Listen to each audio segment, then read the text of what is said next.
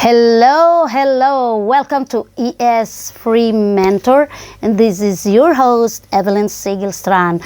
So, marami po sa aking mga subscribers ang nagtataka bakit hindi po ako nakakapag-upload. Well, andito na po ako ulit at magbabahagi sa iyo ng mga importanteng mga updates, mga importanteng mga bagay all about YouTube, and this is for YouTube beginners at yung iba na nag-aano pa po, ginagawa pa po nila yung bago pa po nilang ginagawa ang kanilang mga YouTube channel.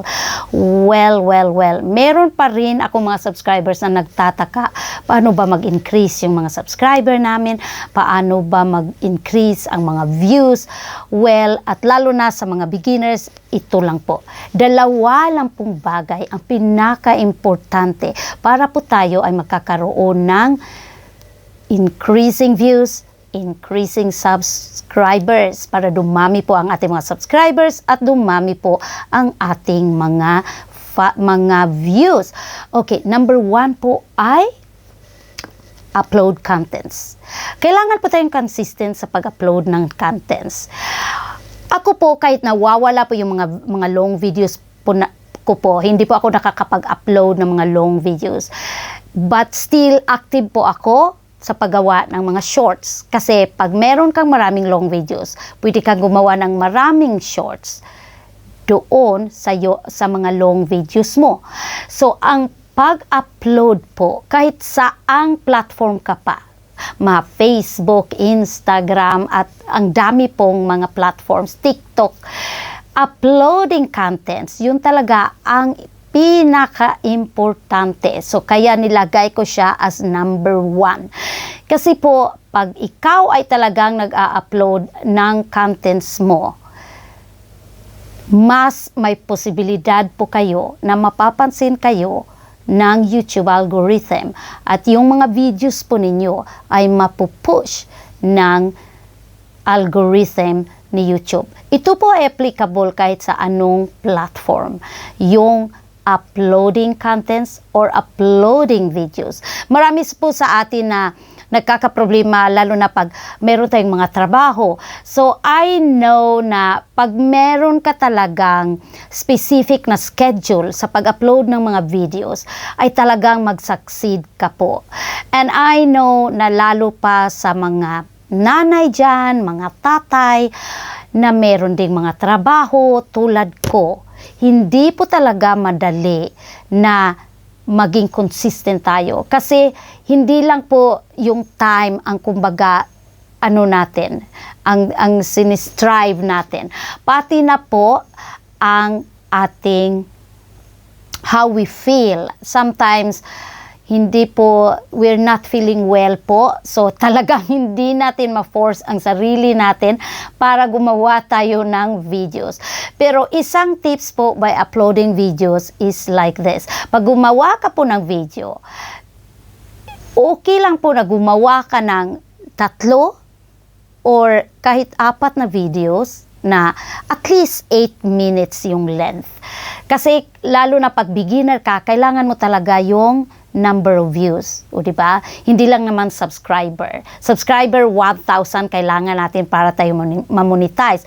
Pero hindi natin kalilimutan na kailangan natin ng 4,000 watch hours. So kung lagi lang po tayong naglalagay, lalo na pag beginner po tayo, naglalagay lang po tayo ng 3 minutes video, matatagalan po tayo sa ating monetization to reach the 4,000 watch hours. Ano po equivalent niyan? 24,000 minutes. But of course, pag ikaw po ang nagla-live, nag-live ka lang, at pag mag-live po tayo, pumili po tayo ng isang topic, kumbaga gumawa ka ng parang history of something, parang short story, yung ganon. Pwede na rin po yun. Na short story na pwedeng magkaka-interest po ang ating mga manunood. Kahit anong story po yun, kahit pa story po yun kung paano po tinanim ang iyong kalamansi sa likod ng bahay mo, tapos i-explain mo paano mo yun tinitake care, yung ganon. Isa na po yung story na pwede mong gawing content sa iyong live para maging mas mahaba po ang video natin. Now, ang pangalawa po na pinaka-importante pag tayo po ay naging YouTuber, ito po ang tinatawag natin na engagement. Engagement po. And as what I said, applicable po ito hindi lamang dito sa YouTube, kundi applicable po ito kahit sa anong platforms, kahit sa Facebook. Okay? Maraming mga tao na before, they are very negative na sinasabi nila, ay ano yun, sub to sub. I think kailangan tanggalin na natin yon. Tanggalin na natin ang ganong mga pag-iisip na sub to sub yon. Kasi hindi naman talaga, that is, yun pang tinatawag nating nakiki-engage po tayo. Naging hindi siya totally engagement. Pag ang ginagawa mo po ay, ang ginagawa mo lang po ay bumibisita ka sa kanilang mga channel. Tapos, kinilik mo lang yung subscribe. Hindi mo tiningnan yung video at hindi ka nag-comment, yun, hindi po yun mabuti. Pag sinabi po nating engagement, nakikipag-engage ka po, nakikipag-halubilo ka po digital sa ibang mga YouTubers. That means, bumibisita ka sa kanilang mga channel, tinitingnan mo ang kanilang mga videos, at nagka-comment ka. Hindi naman yung comment na iba yung nilagay mo sa comment. Comment about the video na tinitingnan mo, and then in that way they will do the same. Kahit naman po anong relationship, give and take tayo, o di ba? At YouTubers lang po ang nakakaintindi doon.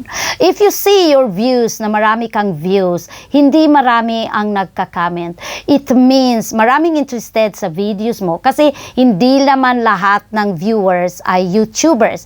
Most of the viewers na hindi YouTubers, tinatamad na silang mag-comment or tinatamad silang even mag-click sa like.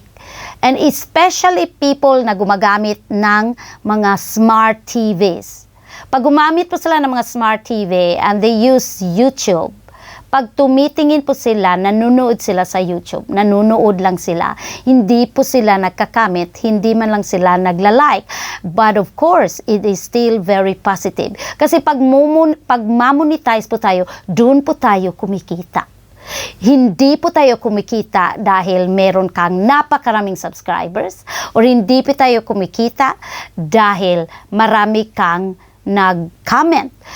Kumikita po tayo sa number of views, and pag marami pong mga tao na tumitingin sa videos mo dahil interesting ang videos mo, ibig pong sabihin doon ay magkakaroon po tayo ng more and more views.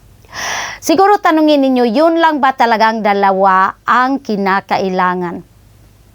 Sasabihin ko po, yung dalawa ang pinaka-importante. Mas marami pa pong mga bagay na dapat nating gagawin at dapat nating pagtutuunan ng pansin para po tayo ay maging successful YouTuber. But as what I said, as of now, kung busy ka, meron ka ring trabaho, ngunit mo po na i-force ang self mo na para talagang kailangan mong kailangan mong mag-upload every day. Hindi po. If there are times na you're not feeling well, just take a pause. Mag-pause lang po tayo. Hindi na kailangan na mag-quit tayo. Okay?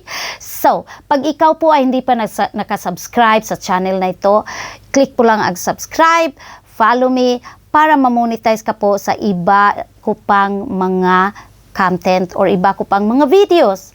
And huwag po natin kalimutang mag-like kasi nakakatulong po yun sa mga content creators pag tayo po ay nag-like sa kanilang mga videos.